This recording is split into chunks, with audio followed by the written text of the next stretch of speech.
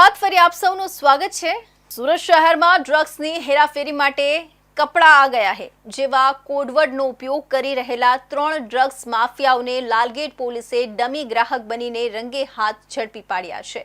મંગળવારે મોડી રાત્રે રાજમાર્ગ વિસ્તારમાંથી પોલીસે સૂત્રધાર સહિત 3 આરોપીઓની ધરપકડ કરીને તેમની પાસેથી 20,79,000ની કિંમતનું 204.70 ગ્રામ એમડી ડ્રગ્સ સહિત कुल 22,10,000નો મુદ્દામાલ જપ્ત કર્યો છે।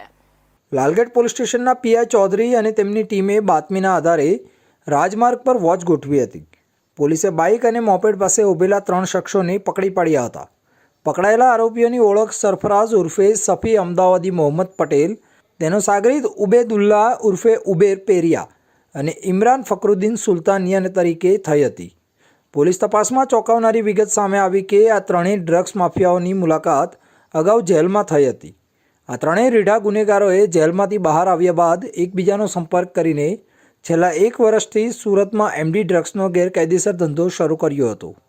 આરોપીઓ પોલીસની પકડમાંથી બચવા માટે ડ્રગ્સની ડિલિવરી દરમિયાન ગ્રાહકો સાથે કોડવર્ડનો ઉપયોગ કરતા હતા। જ્યારે ગ્રાહક સાથે ડીલ ફાઇનલ થતી ત્યારે તેઓ ડ્રગ્સ માટે કપડા આ ગયા है તેઓ કોડવર્ડ વાપરીને ડિલિવરી કરતા હતા। પોલીસે આ કોડવર્ડને ડીકોડ કરીને ડમી ગ્રાહક બનીને આરોપીઓને પકડ્યા હતા। પોલીસે આરોપીઓના ખિસ્સા અને મોપેડની ડિક્કીમાંથી 20.70 લાખનું ડ્રગ્સ ઉપરાંત ડિજિટલ કાંટો, ઇન્જેક્શનની સિરીઝો, 4 મોબાઈલ, 1 મોપેડ અને 1 બાઇક સહિત કુલ 22.10 લાખનો મુદ્દામાલ જપ્ત કર્યો છે। પોલીસને શંકા છે કે સૂત્રધાર સફી અમદાવાદી દર મહિને 1 કિલોથી વધુ એમડી ડ્રગ્સનું વેચાણ કરતો હતો। સફીને એમડી ડ્રગ્સનો મુખ્ય સપ્લાય માંગરોળનો ઇરફાન મકરાણી કરતો હતો, જે અમરોલી કોસાડ આવાસ ખાતે સફીને ડ્રગ્સ આપવા આવ્યો હતો। પોલીસનું માનવું છે કે ઇરફાન મકરાણી આ ડ્રગ્સ મુંબઈથી લાવતો હતો। આ ત્રણેય આરોપીઓનો ગુનાહિત ઇતિહાસ ઘણો લાંબો છે।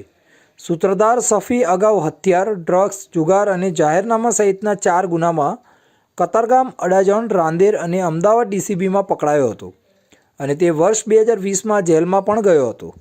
ઉબેર અગાઉ જુગાર, મારામારી, ડ્રગ્સ અને જાહેરનામા સહિતના 7 ગુનામાં પકડાયો હતો, જેમાં અઠવા પોલીસ સ્ટેશનમાં 6 અને રાંદેરમાં પણ 1 ગુનો છે। તે 2 વર્ષ પહેલાં જેલમાંથી છૂટ્યો હતો।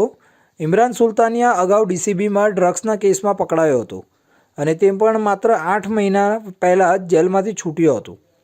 લાલગેટ પોલીસે ત્રણેય આરોપીઓ વિરુદ્ધ એનડીપીએસ એક્ટ હેઠળ ગુનો નોંધી મુખ્ય સપ્લાયર ઇરફાન મકરાણી અને તેના મુંબઈ સ્થિત સપ્લાયરને પકડવા માટે વધુ તપાસ હાથ ધરી છે।